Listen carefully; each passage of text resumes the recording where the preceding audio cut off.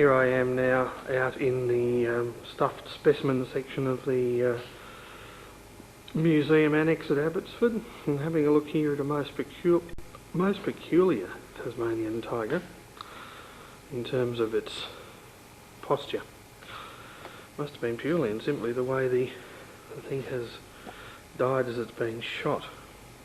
The one at the back, which I'll just briefly go to, and which has appeared in a number of newspaper photographs and what have you, that one is a total made-up fiberglass specimen made in the 80s, so let's ignore that from now on. And let's have a look at this fellow here. Okay, now this one is Acclimatisation Society as a tag, and it's specimen number 45607, donated by the Zool Acclim Society Victoria 6th of the 10th 1881 and registered on the 18th of the 10th 1883. It's a male from Tasmania, no data is given. Okay, now let's have a look at this animal. And here we have, under the haunch there's that most marked tuck up there. Stepping back now from the specimen a bit again, it's quite obvious the posture of the animal. The tail itself has been damaged in the process of mounting. Virtually a hairless tail, as you can see, and it comes to a tuft at the end of the tail. There's the tuft there, so you can quite plainly see a tuft of hair on the end of the tail of that animal. The specimen's getting a bit threadbare, but certainly shows all that you could want to see of the striping of the creature. Okay, and there's 1, 2, 3, 4, 5, 6, 7, 8, 9, 10, 11, 12, about 13 stripes on the body. Quite obvious, the usual dingoes, and the dingo here showing a quite obvious difference in the hock of the animal. Much higher hock. And the one at the back again, the same thing, much higher in the hocks altogether.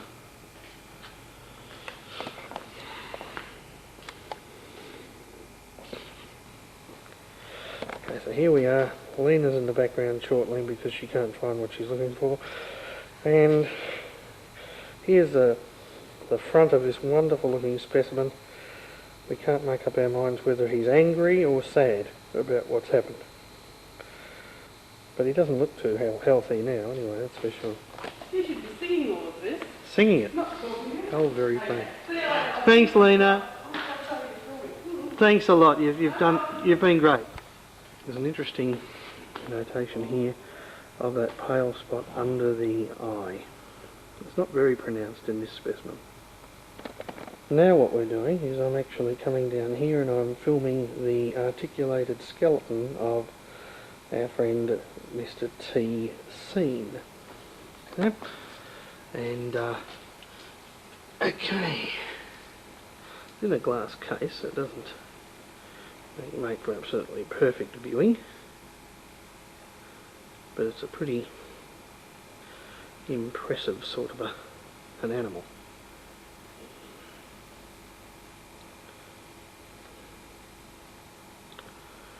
Okay, moving along the rib cage here, and of course that's where the ribs disappear and the tuck up occurs.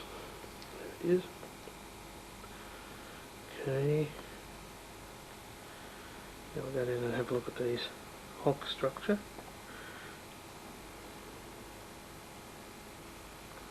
Yeah, very much lower than a dog. And the tail structure, which is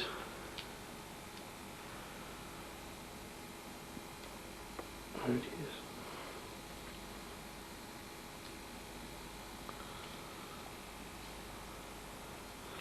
We'll be having a look at some skulls very soon. A variety of thylacine skins out of the cupboard. Stuffed specimens, more ways than one, and just skins. This one here. There's no labels on these indicating, I don't think there is anyway, I can't see any labels on them indicating where they've come from. We have a label on this one here which simply says old mounted specimen 28/11/1951, it's number C2164, and no more than that is known. This is a fellow here.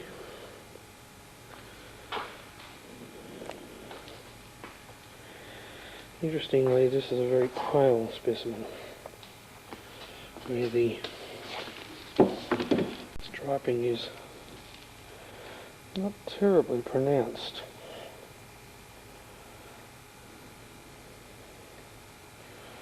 One, two, three, 4, 5, 6, 12. Where's mine? There's that tail again. This one here, male, very bold striping.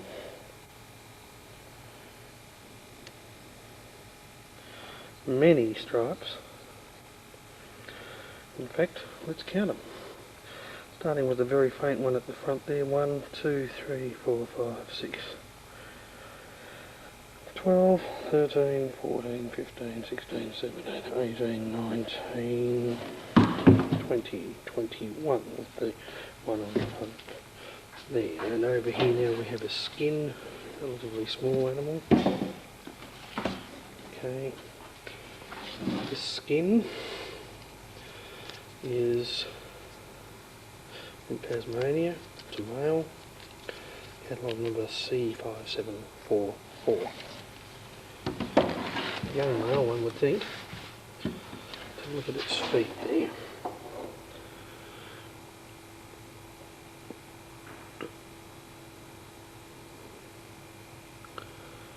Interesting indeed, is it not?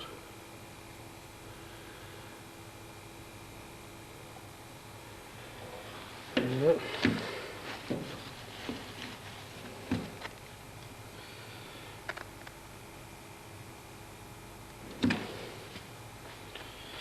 Now looks at the hind feet. You also see the tuft on the end of the tail here. Tuft of hair, quite pronounced on the end of the tail. And the hind feet. Like so. What's left of it. This specimen here, much larger one, very good front feet on this one.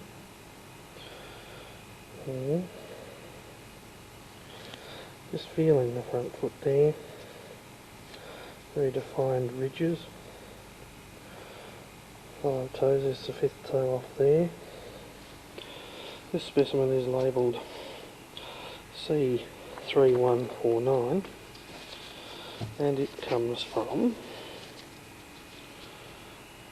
it just says no data. No data. Nobody knows where it quite comes from. There he is. Quite some experience, you know, handling an animal of this sort of antiquity. And again, very bold striping on the body. Very bold indeed. This small specimen here at the front is from Tasmania. It's female. It's C5743. Obviously pretty young. Again, this one shows the rope across the paws to protect the specimen from falling apart completely. Specimen number C5745, when held up, is extremely long in the body. Perhaps it's the extra triangulation at the back here that gives that impression, but it certainly just is so long in the body.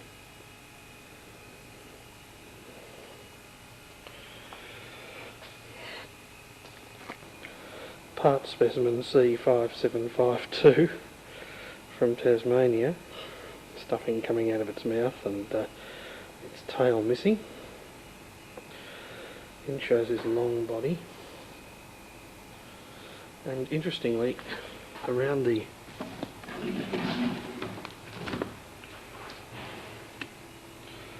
hind quarters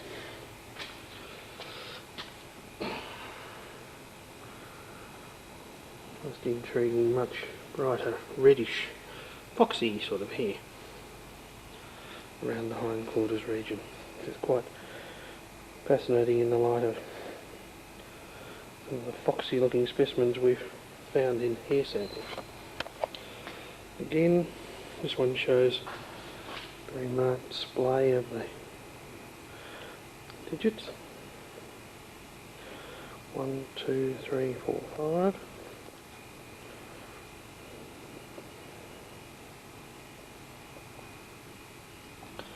That's the front foot, of course, and the hind foot is as so.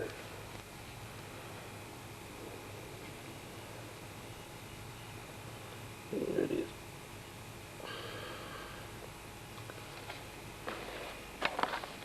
Or 6 from Arthur's Lakes, Western Tiers of Tasmania. There's going to be a couple of things that will interest a few people here as we run up this animal's body. Ignore the position of the tail and of course the hind feet, which are ridiculously out of place. And let's have a look at this. This is a male, and that's fascinating. Hello. Oh, finish what you're doing. That's fascinating. We've got there the neck's been extended, and probably in the stuffing process. It certainly gives an idea of, again, the incredible spinal length of this animal in relation to your normal dogs. So this fellow has an extraordinarily long neck, even given the stuffing process that's gone on, the taxidermy. Well, he couldn't make it that long unless the neck was capable of being stretched that far. That's what I reckon anyway. Okay, so that's that fascinating specimen. Now Lena's brought me some plaster casts of the footprints taken from museum specimens. I'm going to have a look at those next film. Now Lena's brought me the plaster casts taken from the stuffed specimens.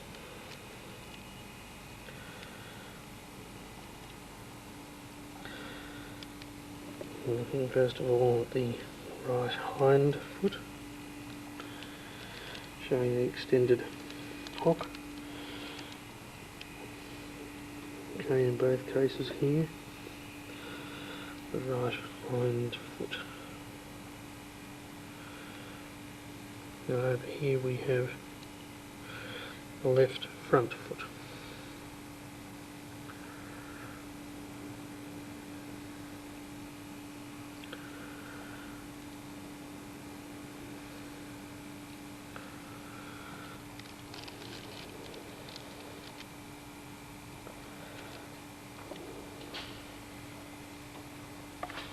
Here's another left front foot.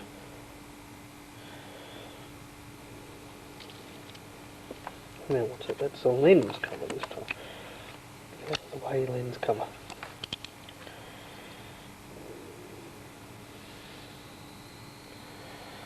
Left front foot. Toes are all over the place, so. Okay. There's the right hind again.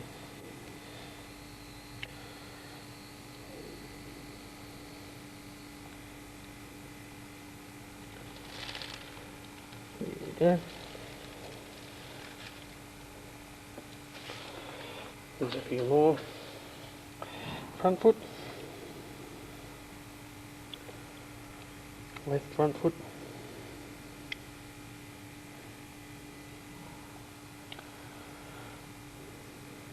Left front foot again.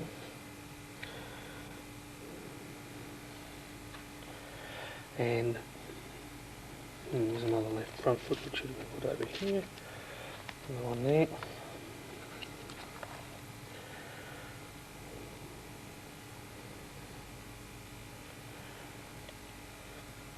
Now we go over here to the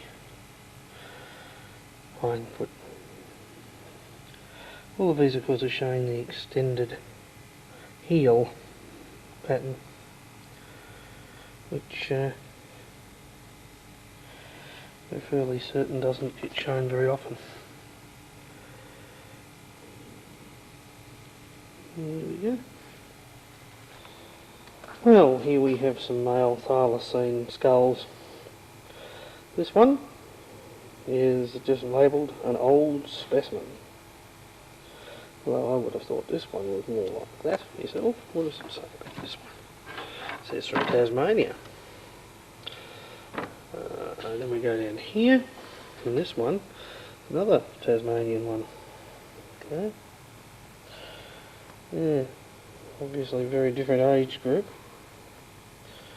That's a big skull, that one there.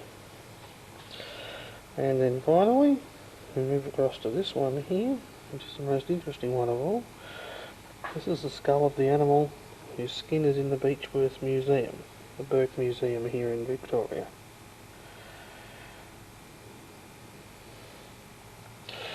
Now let's have a look at these skulls from side on. Okay. Here's our Beechworth Museum animal.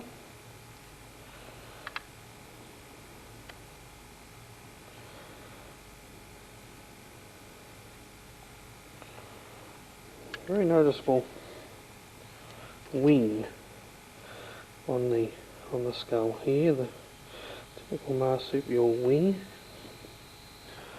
And now let's have a look to show the diagnostic feature of the Thylacine as against any dog skull, and that is the number of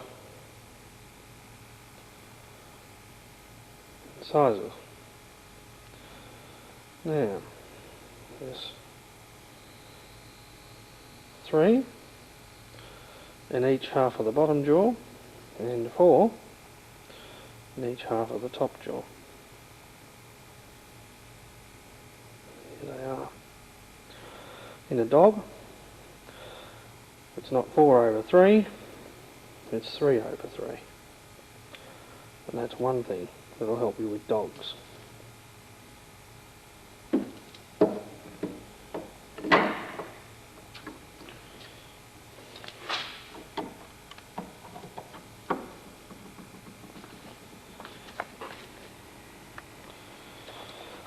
Now, just to show the difficulty of what we're doing, some female Thylacine skulls.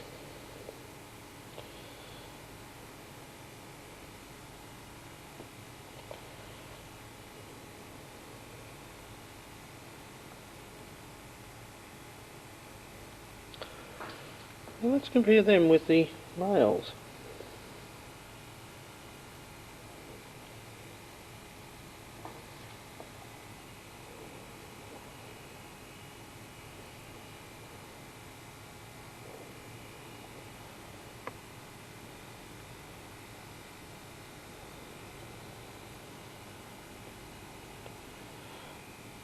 Now,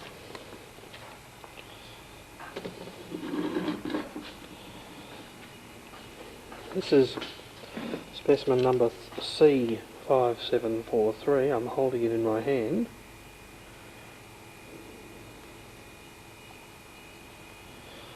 Okay. That one from Tasmania. Also from Tasmania is this top half of the skull.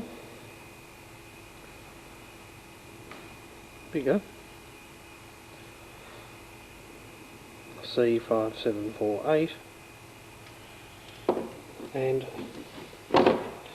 C5600 is an 18-month-old female which was apparently bred or was born in a zoo in Tasmania. This was presented to the National Museum by the Acclimatisation Society in 1901. Once again we turn to the front there, and we see a missing tooth, 1, 2, 3, 4, on each side between the two large canines. 4 incisors on each side of the upper jaw. Now turning one of the male skulls over to side-on profile and to the Beechworth one, and then getting the female one from Tasmania. Well, apart from size, what's the difference?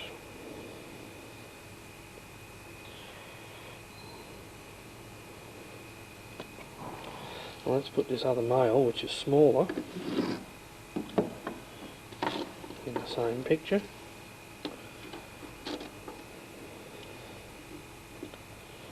Even more, we might ask, what's the difference? Female below, male above, what's the difference? Certainly nothing dramatically different about them, is there? Which suggests that the theory of the male having a longer head than the female is quite possibly incorrect. Now, here for interest's sake is the articulated skeleton of a greyhound.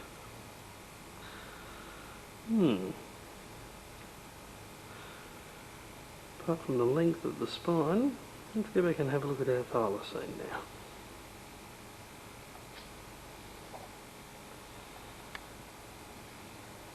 There's a greyhound.